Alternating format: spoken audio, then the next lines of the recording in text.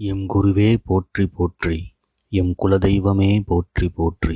அனைத்து ஜோதிட நண்பர்களுக்கும் சகோதரிகளுக்கும் அடியனின் அன்பான வணக்கங்கள். நான் ஜோதிடர் மணிவண்ணன். இந்த பதிவில் வாழ்க்கையில் எவ்வளவோ வேண்டுதல்களும் பரிகாரங்களும் செஞ்சு இதுவரை எந்த பலனும் இல்லைங்க, கஷ்டம்தான் மிச்சம்னு சொல்கிறவங்களுக்கும், வாழ்க்கையில் நேர்மையாக எப்படியாவது பொருளாதார ரீதியாக முன்னேறி கொஞ்சமாவது நம்ம பிள்ளைங்களுக்கு சேர்த்து வச்சுட்டு போகணும்னு ஆசைப்படுறவங்களுக்கும், என்னுடைய வேண்டுதல்கள் எப்போதான் நிறைவேறும்னு காத்துக்கிட்டு இருக்கவங்களுக்கும் தேவையான சித்தர்கள் சொல்லி வச்ச வழிபாட்டு முறையைத்தான் பார்க்க போகிறோம். அனைத்து தனங்களும் பெற்று தன்னிறைவு வாழ்வை அடைய வழிகாட்டும் தனதாரை, தன ஓரை, தனராசி, தன ஓரையில் தனராசி பற்றியும், எந்த நட்சத்திரக்காரர்கள் எந்த நேரத்தில் எந்த தெய்வத்தை வழிபட வேண்டும் என்றும் பல ஞானிகளும் சித்தர்களும் சொன்ன மறைஞான விஷயத்தையே இந்த பதிவில் பார்க்க போகிறோம். எம் குருவின் அருளோடு வழங்கும் இந்த பதிவு பற்பல மனிதர்களின் வாழ்வை மாற்றும் என்றும் அதற்கு நான் ஒரு கருவியாக இருக்க வாய்ப்பு வழங்கிய பிரபஞ்சத்திற்கும் நன்றிகள் கோடி. இந்த பிரபஞ்சத்தில் நடக்கிற எல்லா செயல்களுக்குமே ஏதோ ஒரு காரண காரியங்கள் கண்டிப்பாக இருக்கும். இங்கே எதுவுமே தற்செயலானது அல்ல. இந்த பதிவு உங்கள் கண்ணில் பட்டதுக்கும் நீங்கள் செய்த ஏதோ ஒரு புண்ணியத்திற்கு கிடைத்த பலாபலனாக கூட இருக்கலாம். ஒரு சிலர் கவனிக்காமல் கடந்து போயிருக்கலாம். உங்களோட அன்றாட வாழ்வில் சந்தித்த மனிதர்களில் ஒரு சிலருக்கு பொருளாதாரம், வீடு, வாசல், தொழில், திருமணம் அப்படின்னு எல்லாம் ரொம்ப ஈஸியாக கிடச்சிருக்கும். ஆனால் உங்களுக்கு பல காலம் காத்திருக்க நேர்ந்திருக்கலாம், பிறகு கைகூடி இருக்கலாம். ஏன் தற்போது வரைக்கும் காத்திருப்பவர்களும் இருக்கத்தான் செய்கிறார்கள். ஏன் இந்த நிலை? எல்லாம் தனதாரையின் மகிமையே. ஏனென்றால் அவர்களும் உங்களைப் போலவே கோயில்களுக்கு சென்று பரிகாரங்களும் வேண்டுதல்களும் செய்திருக்கலாம். இருப்பினும் அவர்கள் தெரிந்தோ தெரியாமலோ அவர் பிறந்த நட்சத்திரத்திற்கு உரிய, அதாவது அவருடைய ஜென்ம நட்சத்திரத்திற்கு உரிய தனதாரையில் வரும் தன ஓரையில் ஒரு சில நிமிடங்கள் அவர்களையே அறியாமல் முழுமையான வேண்டுதல்களை மன ஒருமைப்பாட்டோடு செய்திருக்கலாம். ஆம், எவர் ஒருவர் தன் ஜென்ம நட்சத்திரத்திற்கு உரிய தனதாரையில் வரும் தன ஓரையில் தனக்குரிய தனநாதனை வழிபடுகிறார்களோ அவர்கள் பொருளாதாரத்தில் மட்டுமல்ல, ஒரு மனிதன் வாழத் தேவையான அனைத்து விஷயங்களுமே கிடைக்கப் பெறுவார்கள் என்பதே சித்தர்களின் வாக்கு. இத்தகவல்கள் ஏற்கனவே உங்களுக்கு தெரிந்திருக்கலாம். பலர் இதை பற்றி தெரிவித்திருந்தாலும் ஒரு சிலரை தவிர வேறு யாரும் முழுமையான தகவல்களை தரவில்லை என்பதே உண்மை. ஏனென்றால் ராகு பகவான் மற்றும் கேது பகவானுக்கு ஒரு நாளில் வரும் ஓரைகளில் இடமில்லை. ஆதலால் ராகு பகவான் மற்றும் கேது பகவான் ஆட்சிக்குட்பட்ட நட்சத்திரத்தில் பிறந்தவர்களுக்கு உரிய தனதாரையை கணிப்பதில் சிரமங்கள் இருந்திருக்கலாம்.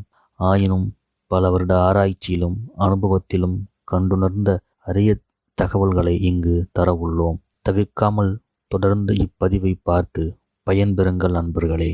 முதலில் ஓரை என்றால் என்ன? ஓரை என்றால் நேரம் என்று பொருள்.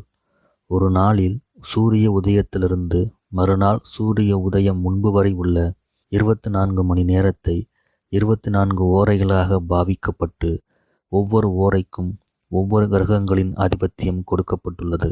உதாரணமாக ஞாயிற்றுக்கிழமைகளில் சூரிய உதயம் சுமார் 6 மணிக்கு என்று வைத்துக்கொண்டால் அன்று முதல் 1 மணி நேரம், அதாவது காலை 6 மணி முதல் 7 மணி வரை உள்ள அன்றைய தினத்தின் அதிபதியான சூரியனின் ஓரை, அதாவது சூரிய ஓரை என்றும், அதைத் தொடர்ந்து வரும் 7 to 8 சுக்கிர ஓரை என்றும், 8 to 9 புதன் ஓரை என்றும், 9 to 10 சந்திர ஓரை என்றும், 10 to 11 சனி ஓரை என்றும், 11 to 12 குரு ஓரை என்றும், 12 to 1 செவ்வாய் ஓரை என்றும், மறுபடியும் 1 முதல் 2 வரை உள்ள 1 மணி நேரம் சூரிய ஓரை என்று தொடர்ந்து வந்து கொண்டிருக்கும். ஒரு குறிப்பிட்ட ஓரை ஒரு நாளில் அதிகபட்சமாக 3 முறை வரலாம்.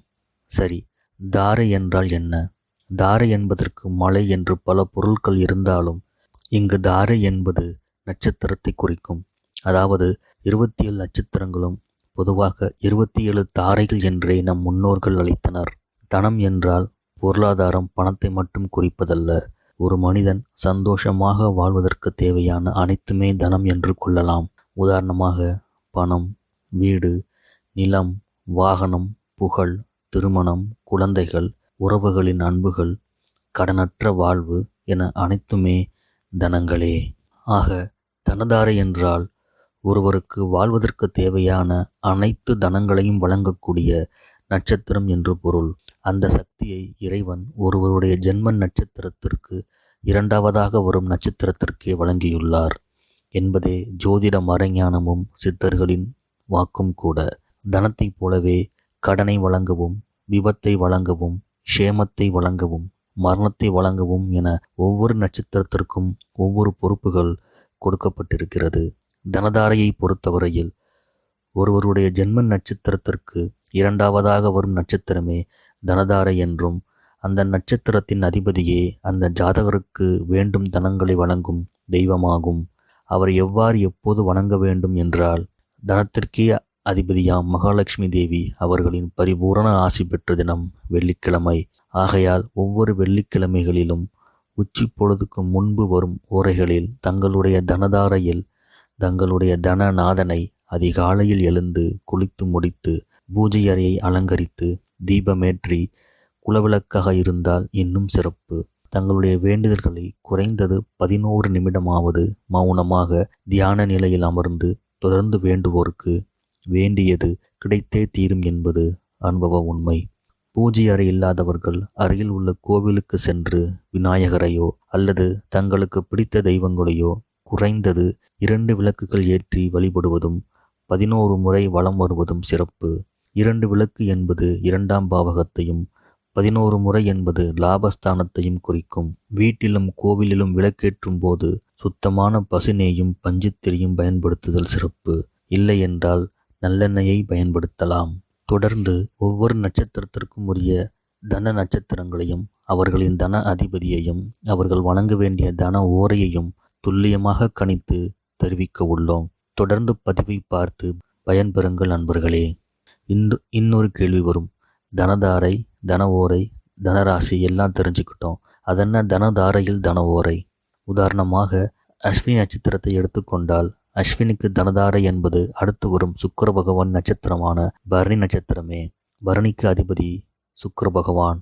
ஆக சுக்கிர ஓரை என்பது வெள்ளிக்கிழமைகளில் முதல் ஓரையே சுக்கிர ஓரையே.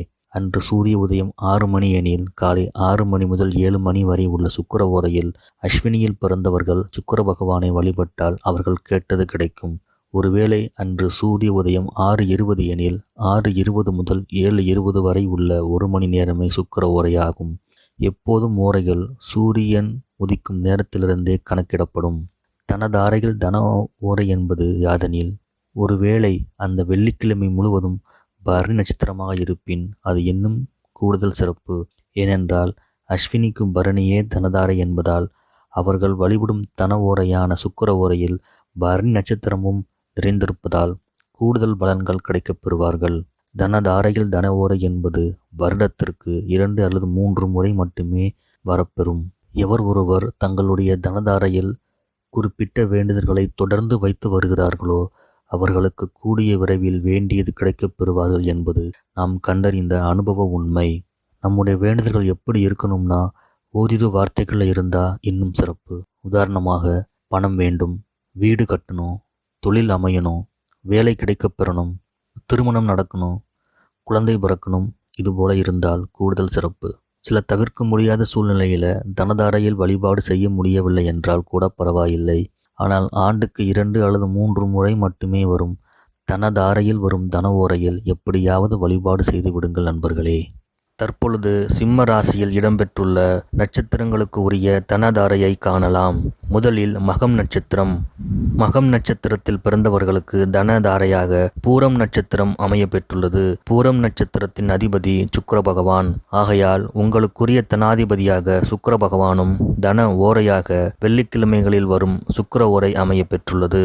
சுக்கிர ஓரையின் காலம் வெள்ளிக்கிழமைகளில் காலை 6 மணி முதல் 7 மணி வரை உள்ளதால் மகம் நட்சத்திரத்தில் பிறந்தவர்கள் அந்நேரத்தில் ஸ்ரீ சுக்கிர பகவானின் அருளை பெற வழிபாடு செய்தால் அனைத்தும் கிடைக்கப் பெறுவார்கள் என்பது ஞானிகளின் அனுபவ உண்மை. ஓரைகளை சூரிய உதயத்திலிருந்து கணக்கிட்டு கொள்ளவும். நம்புங்கள், நல்லதே நடக்கும். அடுத்தது பூரம் நட்சத்திரம். பூரம் நட்சத்திரத்தில் பிறந்தவர்களுக்கு தன தாரையாக உத்திரம் நட்சத்திரம் அமைய பெற்றுள்ளது. உத்திரம் நட்சத்திரத்தின் அதிபதி சூரிய பகவான் ஆகையால் உங்களுக்குரிய தனாதிபதியாக சூரிய பகவானும் தன ஓரையாக வெள்ளிக்கிழமைகளில் வரும் சூரிய ஓரையும் அமைய பெற்றுள்ளது. சூரிய ஓரையின் காலம் வெள்ளிக்கிழமைகளில் காலை 5 மணி முதல் 6 மணி வரை உள்ளதால் பூரம் நட்சத்திரத்தில் பிறப்பெடுத்தவர்கள் அவ்வேளையில் சூரிய பகவானை நோக்கி வழிபாடு செய்வதன் மூலம் கேட்ட வரங்கள் கிடைக்கப் பெறுவார்கள் என்பது சித்தர்களின் வாக்கு. ஓரைகளை அன்றைய சூரிய உதயத்திலிருந்து கணக்கிட்டுக் கொள்ளவும். நம்புங்கள், நல்லதே நடக்கும். அடுத்தது உத்திரம் நட்சத்திரம். உத்திரம் நட்சத்திரத்தில் பிறந்தவர்களுக்கு தன தாரையாக அஸ்தம் நட்சத்திரம் அமைய பெற்றுள்ளது. அஸ்தம் நட்சத்திரத்தின் அதிபதி சந்திர பகவான் ஆகையால் உங்களுக்குரிய தனாதிபதியாக சந்திர பகவானும் தன ஓரையாக வெள்ளிக்கிழமைகளில் வரும் சந்திர ஓரையும் அமைய பெற்றுள்ளது. சந்திர ஓரையின் காலம் வெள்ளிக்கிழமைகளில் காலை 8 மணி முதல் 9 மணி வரை உள்ள காலம் என்பதால் உத்திரத்தில் பிறந்தவர்கள் அவ்வேளையில் சந்திர பகவானை நோக்கி வழிபாடு செய்வதன் மூலம் கேட்ட வரங்கள் அனைத்தும் கிடைக்கப் பெற்று மகிழ்ச்சிகரமாக வாழ்வார்கள் என்பது சித்தர்களின் வாக்கு. ஓரையை அன்றைய சூரிய உதயத்திலிருந்து கணக்கிட்டுக் கொள்ளவும். நம்புங்கள், நல்லதே நடக்கும்.